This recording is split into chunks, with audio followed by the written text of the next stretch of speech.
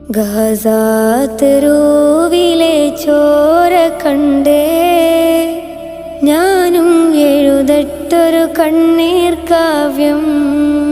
പിഞ്ചോമന മക്കളെ ചോരക്കായി ദാഹിച്ചലയുന്ന ചെന്നായ്ക്കൂട്ടം.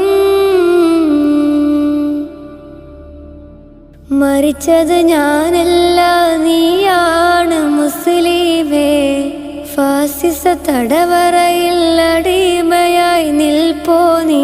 എന്ന് തീരും ഈ കണ്ണുനീരിൻ മോചനം നേടുകില്ലേ? ഫലസ്തീൻ ചിരിയെന്നത് കാണാക്കിനാവല്ല, അറബിപ്പൻ വിളയുന്ന കാലം വരുന്നുണ്ട്. തഖ്വ കൊണ്ട്